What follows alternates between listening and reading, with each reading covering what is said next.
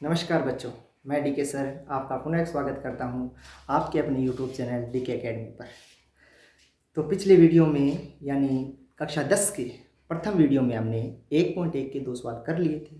आज उससे आगे बढ़ेंगे, यानी 1.1 का तीसरा सवाल अपने करना स्टार्ट करेंगे और आज 1.1 कंप्लीट पूरी कर लेंगे। इससे पहले मैं आपको पूरा बताऊँ कि 1.1 का जो पहला वीडियो अपनों ने डाला है वो लगभग 52 मिनट का है और आप उसे देखें और 2 सवाल बहुत अच्छे तरीके से आपको बताए हुए हैं, तो ज़रूर देखें। चलो स्टार्ट करते हैं।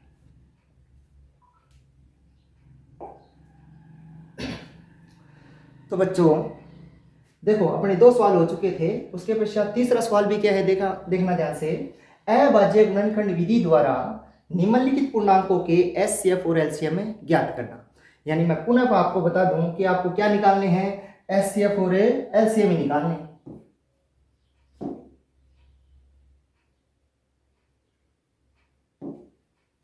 एचसीएफ और एलसीएम निकालने। अब एक चीज का ध्यान रखना बेटा, देखो जब आप ये निकाल रहे हो, जैसे आपने पिछली प्रश्नावली में जिस 1.1 में पढ़ा, इसमें भी तो एचसीएफ और एलसीएम निकाला आपने, और इसमें भी एचसीएफ और एलसीएम निकालोगे। तो अंतर क्या है इन दोनों सवालों में? अंतर ये है कि इस प्रश्न के अंदर अपने को देखो 3-3 संख्याएं दे रखी है, और पहले वाले प्रश्न में कितना दे रखा था? 2-2 संख्याएं दे रखी थी। अब मैं आपको पुनः बता दूं कि जो 3 संख्याएं हैं उनमें भी जो अपना तरीका है वो का वही रहेगा जो पहले 2 संख्याओं के लिए अपने अभाज्य गुणनखंड निकाल रहे थे और एचसीएफ और एलसीएम निकाल रहे थे। तो स्टार्ट करते हैं। देखो पहला प्रश्न वापिस का देखना, अभाज्य गुणनखंड विधि द्वारा निम्नलिखित पूर्णांकों के एचसीएफ और एलसीएम ज्ञात कीजिए। तो देखो 12, 15 और 21 के क्या ज्ञात करने अपने को? एचसीएफ और एलसीएम। वापिस पुनः देखो 12, 15 और 21। तीसरे का पहला प्रश्न, 12, 15 और 21। सबसे पहले क्या करना है? 12 के अभाज्य गुणनखंड करने हैं। तो देखो 12, ये लिया 12, और देखो अभाज्य गुणनखंड करने के लिए अपनों ने यहाँ पे क्या किया, ये अपनी रफ कॉपी और यहाँ लिखा 12। 12 के में सबसे पहले किसका भाग जाएगा? सबको पता है 12 में किसका भाग जाता है? 2 का भाग जाता है। तो उसके पश्चात क्या आएगा? 6, और 6 में पुनः 2 का भाग लगेगा तो क्या आएगा? 3, और अब 3 में किसका भाग लग जाएगा? 3 का भाग लगेगा। तो अपने 12 के अभाज्य गुणनखंड क्या हुए? 2 गुना 3। और इसको मॉडिफाई रूप में लिख सकते हैं किस प्रकार से? 2 कितनी बार आ रहा है? 2 बार, तो 2 की पावर है 2, और 3 कितनी बार आ रहा है? 1 बार, तो 3 की पावर है 1। अब देखो आगे क्या है? 15। तो देखो 15 के लिए अपने अभाज्य गुणनखंड निकाले, ये लो 15। अब देखो 15 के अंदर 2 का भाग तो जाता नहीं, तो किसका भाग देंगे? 3 का भाग। 3 5 कितना होता है? 15। ये लो 5 का भाग जाएगा, 5 में 1। तो 15 के अभाज्य गुणनखंड क्या हुए? बराबर 15 बराबर 3 गुना और 5, यानी 3 की पावर भी 1 और 5 की पावर भी क्या है? 1 है। अब देखो अब है 21 के जब आप अभाज्य गुणनखंड करोगे तो देखना ध्यान से, ये रहा 21।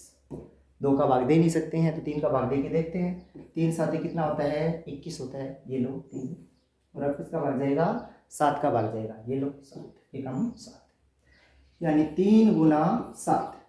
देखो पहले भी अपनों ने 2-2 वाले में भी क्या किया था? अभाज्य गुणनखंड निकाले और फिर अपनों ने एचसीएफ और एलसीएम निकाले। अब पुनः अपने को वही करना है। सबसे पहले क्या निकाल रहे हैं? एचसीएफ यानी हाईएस्ट कॉमन फैक्टर, एचसीएफ यानी मैसे। अब देखना 12, 15 और 21 के निकाल रहे हैं अपने, तो 12 और 15 में जो जो कॉमन आ रहा है तीनों के अंदर आना चाहिए अब कॉमन। यानी जब 2 संख्याओं के एचसीएफ और एलसीएम निकाल रहे थे तो दोनों के अंदर क्या था? कॉमन था, उसको एचसीएफ के अंदर लिया था। अब 3 संख्याएं हैं तो पुनः वही काम करना है। क्या?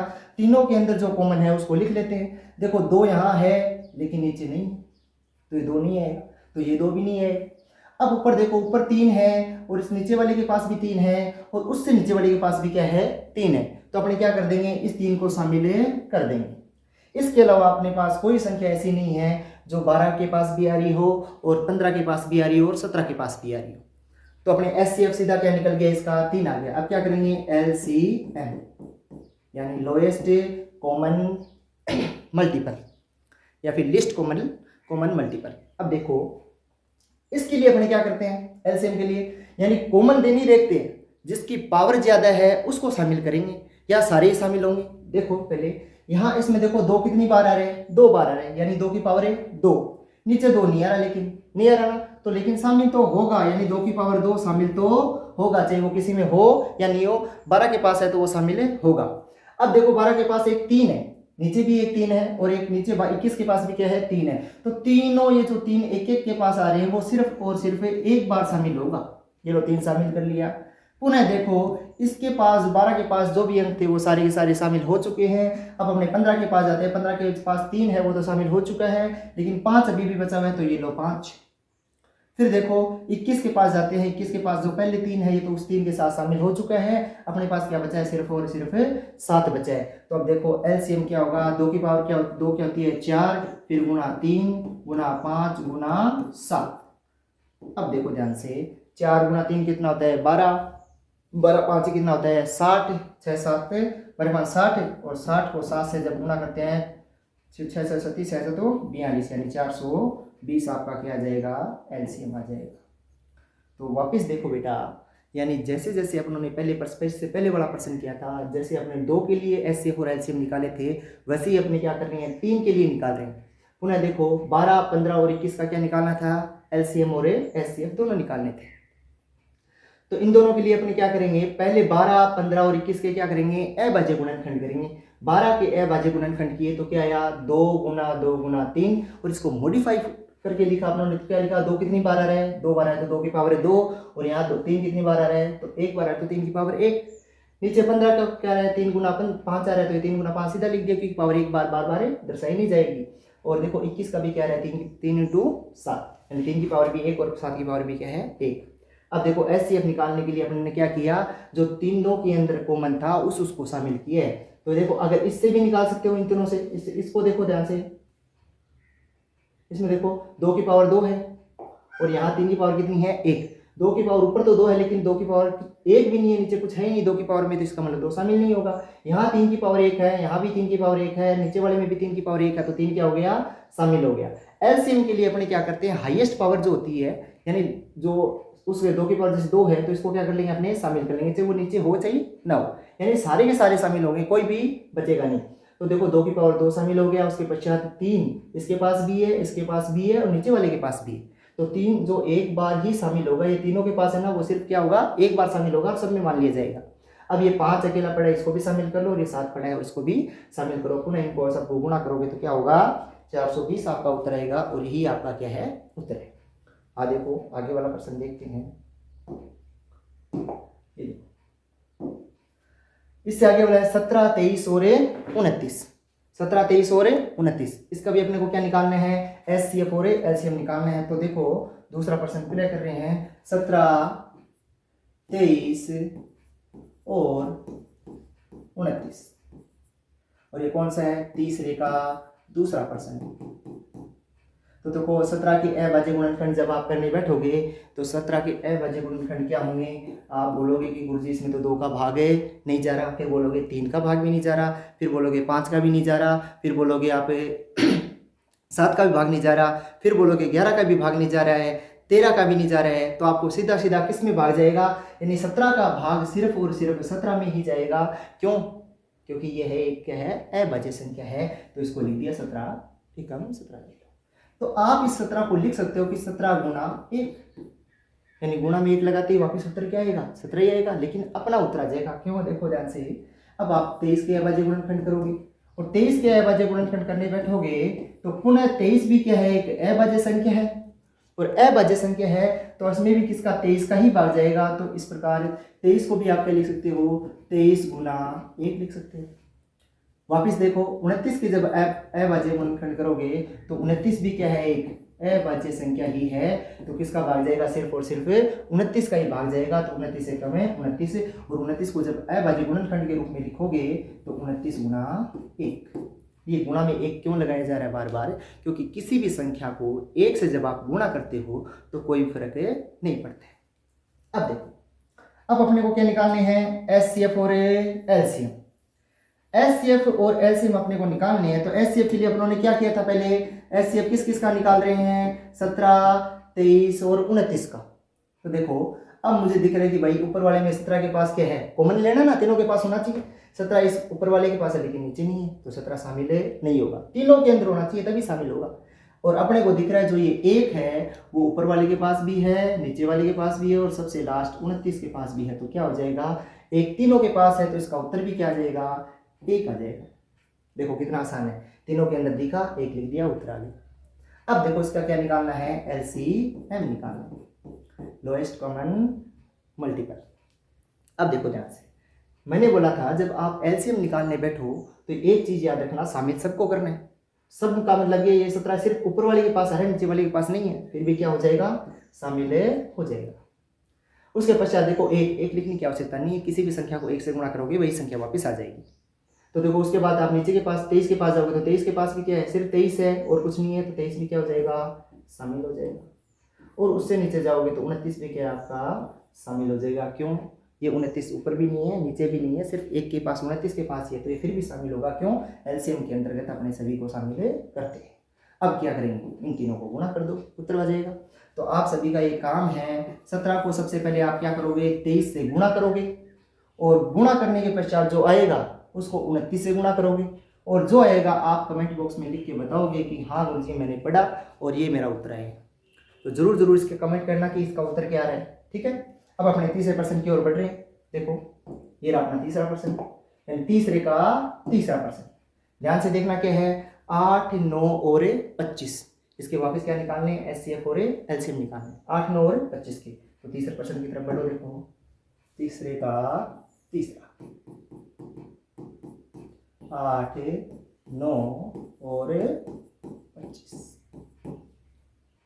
देखो वापिस क्या करना है, 8 के अभाज्य गुणनखंड करने हैं, यानी अभाज्य गुणनखंड करने के लिए आपने रफ कॉपी निकाली, पीछे वाला पेज लिया और अब ये रफ सारा काम रफ का है बेटा, जो फेर में करेंगे वो इधर वाला लिख रहा हूँ वही करना है अपने को, ये रफ का कार्य। ठीक है, 8 अपनों ने लिखा है यहाँ। तो सबसे पहले किसका भाग देंगे, 2 का भाग दिया तो कितना आया, 4 आया, और 4 में पुनः किसका भाग दिया जाएगा, 2 का, फिर क्या आया, 2 आया, फिर 2 में भी पुनः किसका भाग दिया जाएगा, 2 का भाग दे दिया जाएगा। यानी 8 को आप कैसे लिख सकते हो, 2 गुना 2, या फिर इसको क्या लिख सकते हो, 2 कितनी बार आ रहा है, 3 बार आ रहा है, तो 2 की पावर है 3 लिख सकते हो। ठीक है, अब देखना आप किसके निकाल रहे हो, 9 के, तो ये लो 9, ये लो 9 यहाँ से लिखा।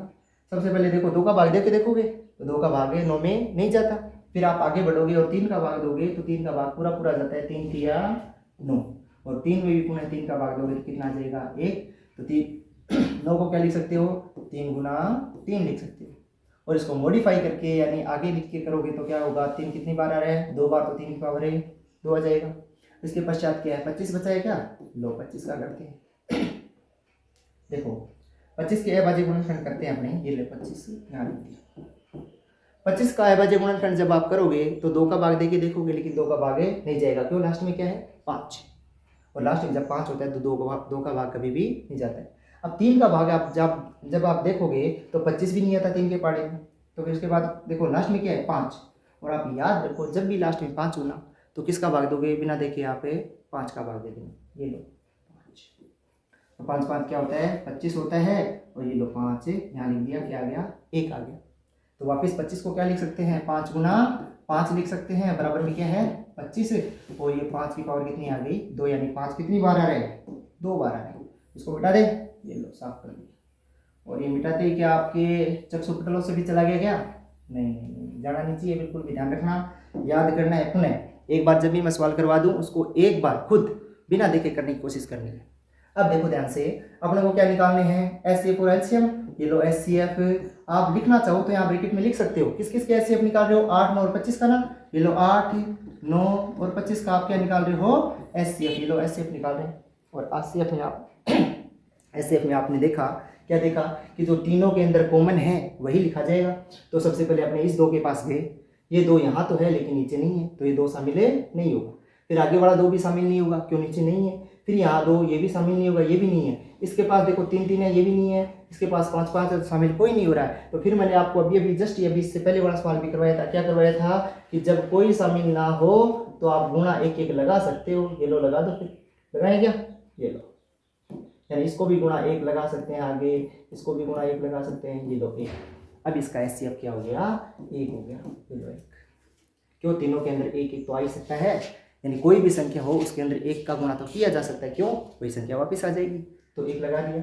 अब देखो उसको मॉडिफाई करके लिखा, वापस लिख दो। 2 की पावर कितना आ रहा था 3, यहाँ 2 की पावर कितना, 3 की पावर कितना आ रहा है 2, यहाँ 5 की पावर कितनी आ रहे हैं 2। पुनः देखो आप क्या निकालोगे अब, LCM। LCM में क्या करना है, सभी को शामिल करना है, किसी को नहीं छोड़ना है, किसी को नहीं छोड़ना। तो देखो 2 की पावर कितनी है 3, अगर मान लो यहाँ नीचे 2 की पावर 2 भी होती तो किसको शामिल करते, अगर यहाँ 2 की पावर 2 और होती तो अपने 3 वाली को शामिल कर लेते, क्योंकि 3 वाली में 2 तो अपने आप ही आ जाएगी। ठीक है, तो इस बात को ध्यान रखना बेटा, बड़ी वाली पावर शामिल करनी है आपको। तो देखो पहले और कोई पावर है ही नहीं किसी की, 2 की पावर 3 ही है, तो 2 की पावर 3 शामिल कर लो। ये लो 2 की पावर 3, ऐसे ही 3 की पावर कितनी है 2, इसको भी शामिल कर लो। 3 की पावर कितनी है 2, इसको भी शामिल कर लिया। यहाँ 5 की पावर कितनी है 2, तो इसको भी क्या कर लिया आपने, शामिल कर लिया। अब देखो इसको गुणा करने पर आपका उत्तर आना चाहिए। 2 की पावर 3 का मतलब होता है 8, 3 की पावर 2 का मतलब होता है 9, और 5 की पावर 2 का मतलब होता है 25। यानी इन सब को गुणा करके आप जो भी उत्तर आएगा वो क्या करोगे, आप मुझे बताओगे। गुणा करने का तरीका आसान होना चाहिए, जितना आसान तरीके से आप गुणा करोगे उतना ही अच्छा होगा। मैं देखो 8 को 9 से गुणा करने बैठ जाऊँ तो एक बड़ा आएगा, फिर उसको 25 से गुणा भी हार्ड करना होगा, लेकिन 25 का गुणा किसी भी संख्या के साथ आसान होता है। जैसे मैं सबसे पहले क्या करूँगा, 8 को 25 से गुणा कर दूंगा तो कितना आएगा 200 आ जाएगा ना। अब देखो 200 का गुणा आसान होता है, किसी के साथ भी कर दो। देखो 9 से गुणा करना है तो सीधा 9 दूनी 18, और ये 2 जीरो ऐसे कैसे लगा दो, तो उत्तर क्या आ गया 1800। कितना अच्छा है ना। अब आप 8 को 9 से गुणा करोगे तो कितना आएगा, फिर उसको 25 से गुणा करोगे तो थोड़ा टाइम लगेगा ना, तो टाइम बचाना है अपने को। टाइम बचाने के लिए इस प्रकार के ट्रिक्स आपको पता होने चाहिए। तो अपना ये तीसरा प्रश्न भी क्या हो गया है, खत्म हो चुका है। एक बार पुनः देख लीजिए, 8, 9 और 25 के क्या निकालने हैं अपने को, LCM और HCF दोनों निकालने हैं। और आपको पुनः ज्ञात होना चाहिए कि जब आप HCF और LCM निकालते हो तो HCF के लिए क्या करना पड़ेगा आपको। हाँ तो बच्चों देखो अपना तीसरे प्रश्न का तीसरा कर लिया है। अब पुनः अपने अगले प्रश्न की ओर बढ़ते। थोड़ा ध्यान से देखना, ये अपना अगला प्रश्न है, जब देखो तो बीच में ले आते हैं। ये प्रश्न सबसे इंपॉर्टेंट है, इस प्रश्न में सबसे ज़्यादा इंपॉर्टेंट और आने वाला प्रश्न है, और मुझे लगता भी है कि इस बार ये आ भी सकता है। जो इंपॉर्टेंट प्रश्न है और आएंगे मैं आपको पहले ही बता दूंगा कि हाँ ये बहुत इंपॉर्टेंट है और ये आने वाला है, तो इसको विशेष तौर पर आपको क्या करना है, याद करना है।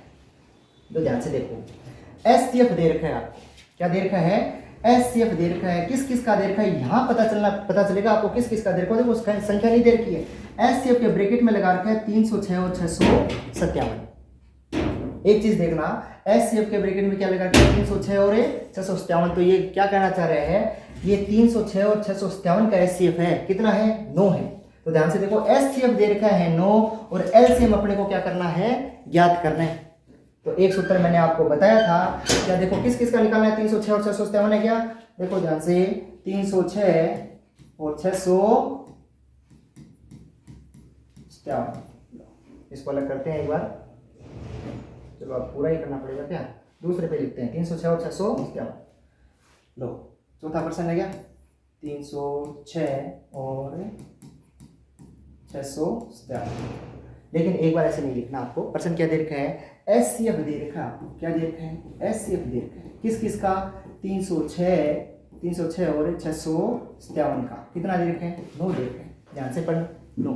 और आपको क्या निकालना है, LCM आपको निकालना है 306 और किसका 657 का, ये ज्ञात करना है।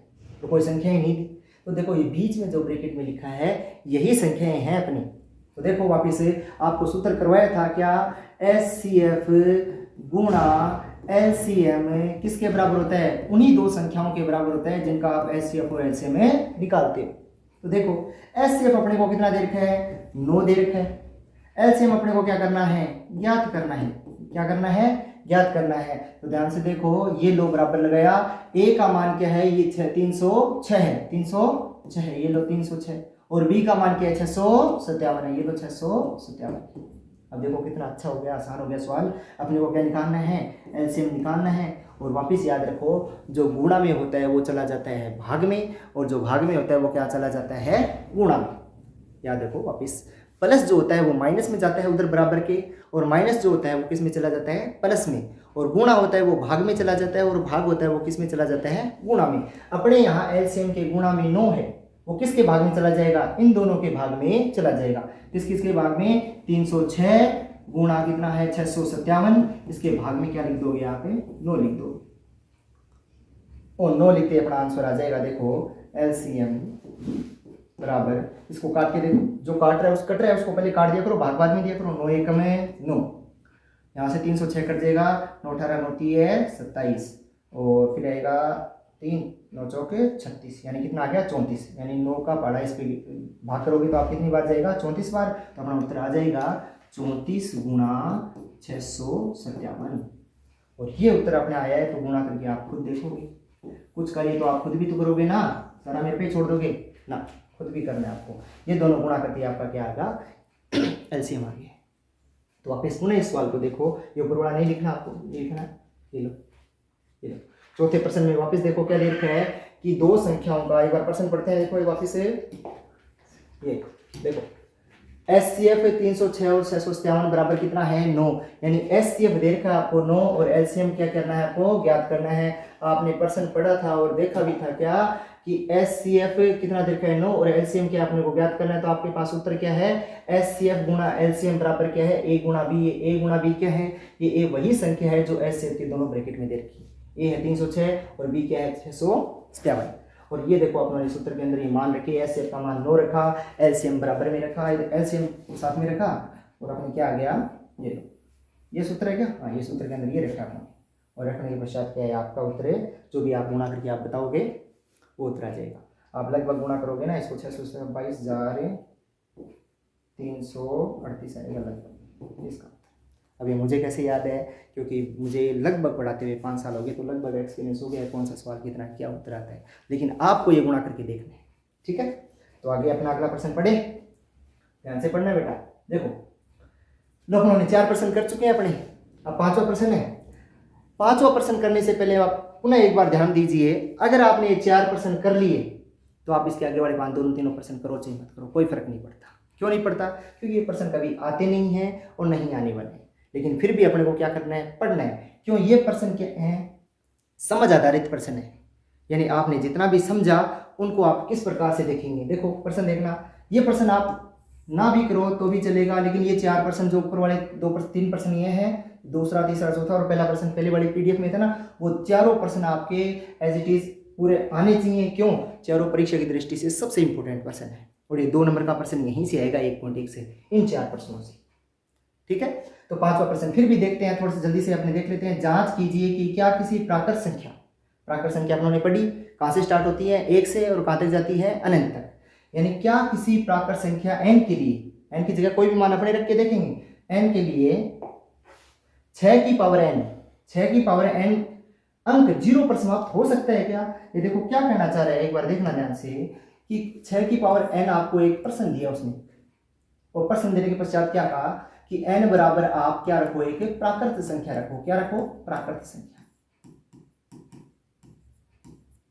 और प्राकृत संख्या जब आप रखोगे 6 की पावर n में, 6 की पावर n यानी 6 की पावर 1, n का बराबर 1 रखो तो 1, 2 आएगा तो 2 रखना है, 3 रखना है 3, क्योंकि n कहां से स्टार्ट होता है, प्राकृत संख्या कहां से स्टार्ट होती है 1 से, और कहां तक जाती हैं अनंत तक जाती हैं, यानी 1 रखना है, 2 रख सकते हो, 3 रख सकते हो, 4 रख सकते हो, 0 नहीं रख सकते, ध्यान रखना। हाँ 0 क्या है, पूर्ण संख्या है। अब देखो प्राकृत संख्या से स्टार्ट करना, तो 1 रख के देखेंगे, फिर 2 रख के देखेंगे, फिर 3 रख के देखेंगे, फिर अपने एक नियम बता देंगे कि भाई 0 क्या, ये इस प्रश्न ध्यान से पढ़ना एक बार। देखो प्रश्न में क्या बोला इसने कि क्या ये 0 पे समाप्त हो सकती है क्या, 0 पर, ये बताना है अपने को, यानी उत्तर 0 आ सकते हैं क्या इसका, तो बताएंगे। देखो अब देखो क्या लिखेगा, कौन सा है, 5वां प्रश्न है क्या, 5वां प्रश्न,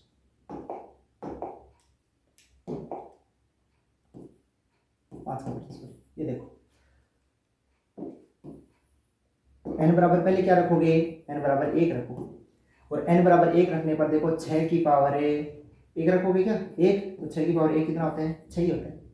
फिर देखो n बराबर कितना रखोगे, यहाँ पे 2 रखोगे, तो 2 रखने का मतलब क्या है, 6 की पावर में कितना आ गया, 2 आ गया, कितना आया 36 आया। फिर एक बार एक बार और रख के देख लो, n बराबर आप कितना रख के देखोगे 3 रखोगे तो 6 की पावर कितना आ जाएगा 3, और 6 की पावर 3 कितना होता है 216। यानी देखो n कितने पर है, ये 6 पर एंड हो रहा है, ये भी वापस 6 पर एंड हो रहा है, ये भी वापस कितने पर एंड हो रहा है 6 पर एंड हो रहा है। और उसने क्या कहा था कि क्या ये 0 पर एंड हो सकता है, क्या ये 0 पर एंड नहीं हो सकता, क्यों, इसके लास्ट में कितना आ रहा है बार बार 6 6 आ रहा है, तो ये 0 पर एंड नहीं हो सकता। तो छोटा सा वापस उत्तर आपको लिखना है कि नहीं, इसका उत्तर क्या आएगा नहीं, ये है यानी 6 की पावर n, n बराबर किसके लिए, प्राकृत संख्या के लिए, प्राकृत संख्या 0 पर समाप्त नहीं होती। ठीक है, ये हो गया आपका 5 का प्रश्न।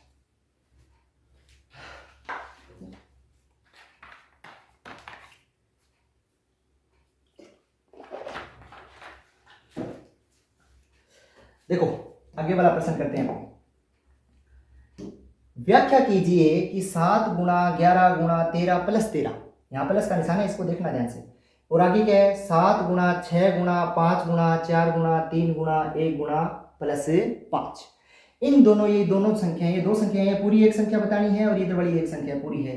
क्या ये भाज्य संख्याएं हैं, और हैं तो क्यों है, इसका उत्तर बताइए। तो देखो इसको यहीं करवा देते हैं अपने, ये लो इधर रख दें, साइड में ले जाते हैं इसको, ये लो, ठीक है। अब देखो यहीं दिखता है, पहली संख्या कौन सी है 7 गुणा 11, यानी छठा प्रश्न है क्या, हाँ छठा, 7 गुणा 11 गुणा 13 और प्लस में कितना है 13, और ये भाज्य संख्या है, और है तो क्यों है, क्यों का आंसर देना है अपने, ध्यान से देखना। ये लो मैंने क्या लिखा, देखो ये जो जब भी प्लस माइनस के निशान आ जाते हैं तो पद चेंज हो जाता है। तो देखो यहाँ जो प्लस का निशान है तो ये 13 अलग पद है, और ये गुणा में जितने भी लिखे हुए ये अलग पद है, एक पद, यानी ये 2 पद है। यहाँ पर 13 इस तरफ भी आ रहे हैं और 13 उधर वाली साइड भी आ रहे हैं। तो मैं क्या करूंगा 13 को क्या ले लूंगा, कॉमन ले लूंगा। यहाँ 13 ले लिया, कॉमन लेने के पश्चात देखो ये कितना बचा 7 गुना 11 बचा, और प्लस यहाँ कितना 13 तो बाहर आ गया, यहाँ कितना बचा 1 बचा। अब ये चाहे कितना भी है इससे कोई फर्क नहीं पड़ता, ये वाला ये 7 गुना 11 77 हो जाएगा, 77 में 1 जोड़ोगे 78 आ जाएगा, मान लो ये आ गया 78 नहीं भी है तो कितना भी है कोई फर्क नहीं पड़ता। लेकिन गुणा में कितना दिख रहा है आपको 13 दिख रहा है, यानी किसी भी संख्या को यहाँ कुछ भी आ जाए उसको 13 से गुणा करोगे तो 13 से भाग भी तो कर सकते हो। मान लो यहाँ 78 आया, आप 78 आएगा, 13 से भाग करोगे तो 13 से 13 क्या हो जाएगा, कट जाएगा, और कितना बच जाएगा 78 हो जाएगा। तो भाज्य संख्याओं का मतलब क्या होता है, यानी क्या किसी का भाग जा सकता है इसके अंदर, इस पूरी संख्या के अंदर बिल्कुल जा सकता है। किसका जाएगा, गुणा में गुणा रहे 13 तो भाग भी किसका जाएगा 13 का जाएगा। इसीलिए क्या है एक भाज्य संख्या। और किससे भाज्य है आप बता दो, किससे भाज्य है 13 से भाज्य है, क्यों गुणा में क्या रहा है इसके 13 आ रहा है। तो आप लिख देना ये है संख्या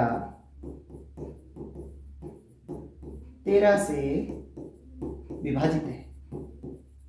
ये बस समझ आधारित प्रश्न है, ऐसे प्रश्न आते नहीं। और इसी में दूसरी संख्या क्या दे रखी है 7 गुणा 6 गुणा 7 से लेकर 1 तक गुणा में है। तो देखो 7 गुणा, ऐसे दूसरे प्रश्न से 7 गुणा 6 गुणा 5 गुणा 4 गुणा 3 गुणा 2 गुणा 1 गुणा, यहाँ बीच में किसका निशान आ गया प्लस का, और इसमें क्या लिख दिया इसने 5 लिख दिया। अब दोनों तरफ देखो ये पूरा एक पद है और ये 5 वाला अलग से एक पद है। इस पूरी संख्या में देखो 5 दिख रहा है, बिल्कुल दिख रहा है, आगे वाले में भी 5 दिख रहा है क्या पद में, बिल्कुल दिख रहा है। तो अपने 5 के ले लेंगे, कॉमन ले लेंगे, ये लो कॉमन ले लिया। तो कॉमन लेने के पश्चात यहाँ बचा 6 गुणा 7 गुणा 6 गुणा 4 गुणा 3 गुणा 2 गुणा 1, 3 नहीं लिखा जाए, ये लो 3 गुणा 2 गुणा 1 और प्लस ये 5 पहले से ही बाहर आ गया, तो यहाँ कितना बचेगा सिर्फ 1 बचेगा। अब आपको यह गुणा करने की आवश्यकता नहीं है, यहाँ कितना भी है ये 5 से विभाजित होगा ही होगा। क्यों, इसके गुणा में क्या लिखा हुआ है 5 लिखा हुआ है। तो वापस क्या लिख दोगे, यह संख्या, ये पूरी एक संख्या हो जाएगी ना, ये पूरी संख्या किससे विभाजित है, यह संख्या 5 से विभाजित है।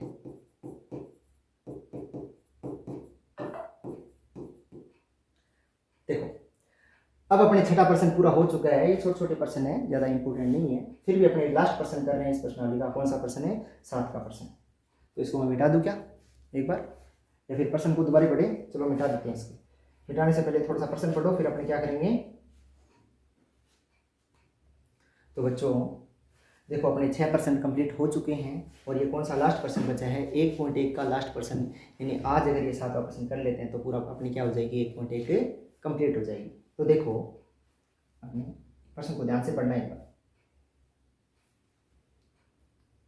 दिख रहा है सबको ध्यान से। देखो किसी खेल मैदान के चारों ओर एक वर्ताकार पथ है। कोई खेल मैदान है, उसके चारों ओर क्या है, एक वर्ताकार वृत्त के आकार का एक पथ है। इस मैदान का एक चक्कर लगाने में सानिया को कितने मिनट लगते हैं, 18 मिनट लगते हैं। जितना बड़ा पर्सन ये दिख रहा है उतना बड़ा पर्सन नहीं है बेटा, ये 18 मिनट लगते हैं। किसको, सानिया को। सानिया को कितने मिनट लगते हैं, 18 मिनट लगते हैं। देखो ये सानिया, इसको कितने मिनट लग रहे हैं, 18। ध्यान से देखो ये पॉइंट है। जबकि इसी मैदान का एक चक्कर लगाने में रवि को कितने मिनट लग रहे हैं, 12 मिनट लग रहे हैं। ठीक है, 12 मिनट लग रहे हैं। मान लीजिए वे दोनों एक ही स्थान से और एक ही समय पर चलना प्रारंभ करते हैं। यानी चक्कर लगाने के लिए वो दोनों एक जगह स्टार्ट खड़े हुए और यहाँ से स्टार्ट करेंगे। ठीक है, एक ही समय पर दोनों साथ में दौड़ना स्टार्ट करेंगे तो वो कितने समय बाद पुनः प्रारंभिक स्थान पर मिलेंगे।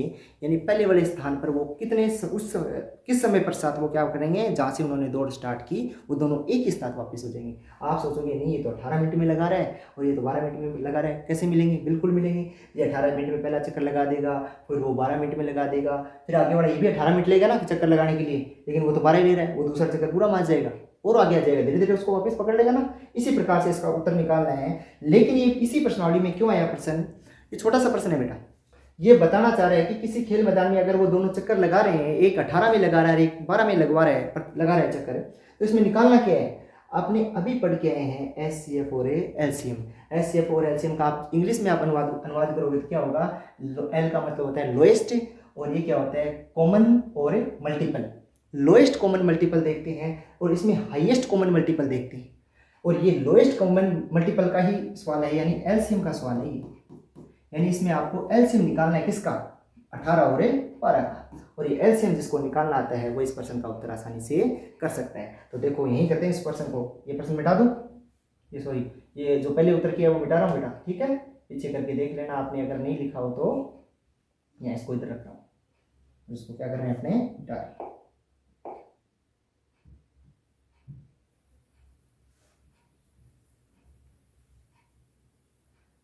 ये लो, तो देखो सानिया को कितने मिनट लग रहे हैं, सानिया 7 का क्या, ये लो 7 का।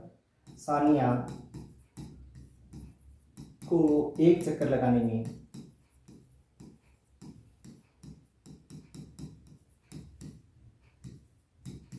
लगा समय कितना है, 18 मिनट। ठीक है, और ऐसे ही दूसरा कौन है, रवि है क्या। रवि को वापिस ये पुनः आप लिखोगे, रवि को एक चक्कर लगाने में लगा समय कितना है, 12 मिनट। ठीक है, और जब ये दोनों का जब आप एलसीएम निकालोगे, एलसीएम ऑफ 12 और 18 और 25 12 का, तो वापिस वही करना है एलसीएम। हाँ तो बेटा देखो 18 के क्या करने पड़ेंगे अपने को, अभाज्य गुणनखंड। अभाज्य गुणनखंड अपन ने अभी किए हैं। ये 18 है, सबसे पहले किसका भाग दोगे, 2 का, और 2 का भाग दोगे तो कितना आएगा, 9। और फिर देखो 2 का भाग दे नहीं सकते, किसका भाग देना पड़ेगा, 3 का भाग देना पड़ेगा। फिर कितना आएगा, 3, और 3 का पुनः 3 के अंदर भाग देंगे तो कितना आ जाएगा, 1। यानी 18 के अभाज्य गुणनखंड कितने हो गए, 2 गुना 3 गुना 3 हो गए।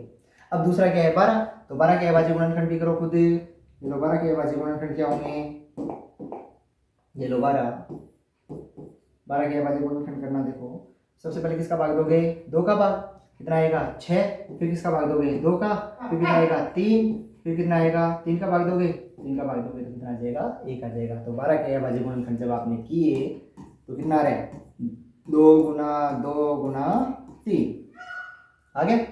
अब अपने को क्या निकालना था, एलसीएम निकालना था इस प्रश्न के अंदर। ये लो एलसीएम ऑफ 12 18 और 12, ये दोनों में एलसीएम का मतलब क्या होता है, ज्यादा वाला शामिल होगा। यानी देखो यहाँ 2 की पावर कितनी है, यहाँ लिखो आगे, 2 की पावर 1 है, और 3 की पावर कितनी है, 2। ये लो 3 की पावर 2, और यहाँ कितना है,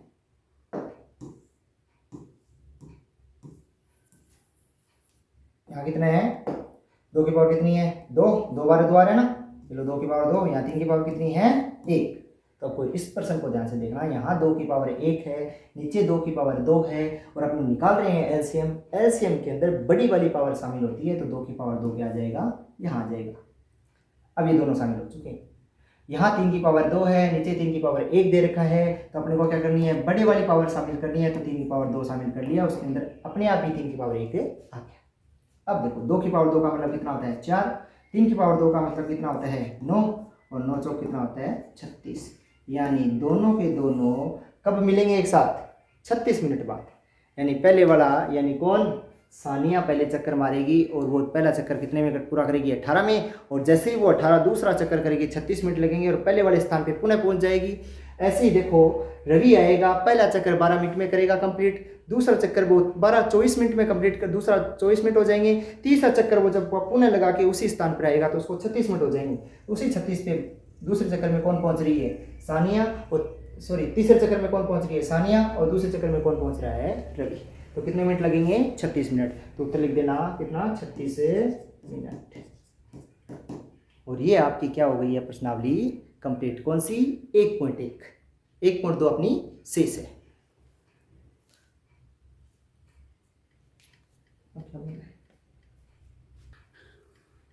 तो बच्चों अपनी जो पहली प्रश्नावली का जो 1.1 है वो कंप्लीट हो चुका है और 1.2 अपने क्या करेंगे अगली वीडियो में पूरा करने की कोशिश करेंगे। अगर उसमें नहीं होता है तो उससे आगे वाली वीडियो में, और मुझे लगता है कि एक वीडियो में अपना 1.2 कंप्लीट हो जाएगा और पहली प्रश्नावली कंप्लीट हो जाएगी अगली वीडियो में। तो आप भी जितना पढ़ा दिया है, यानी अभी तक ये चौथा वीडियो होगा आपका, पहले 3 वीडियो आराम से देखना और दूसरा वीडियो मैं पुनः कह रहा हूँ आपके लिए बहुत बहुत इंपॉर्टेंट है, क्यों उससे आपको पता चलेगा कि पहली प्रश्नावली कितने नंबर की है और दूसरी प्रश्नावली कितने नंबर की है। अपने को ये अपना ये चौथा वीडियो है। पहले इससे तीसरे वीडियो में अपनों ने 1.1 के ही 2 प्रश्न किए थे और 2 के आगे अपने तीसरे से लेके और 7वें प्रश्न तक अपनों ने किया है, इस वीडियो के अंतर्गत पूरे प्रश्न किए हैं। तो अगर आपको ये वीडियो अच्छा लगा है तो चैनल को सब्सक्राइब करें और लाइक करें और कमेंट करें। धन्यवाद।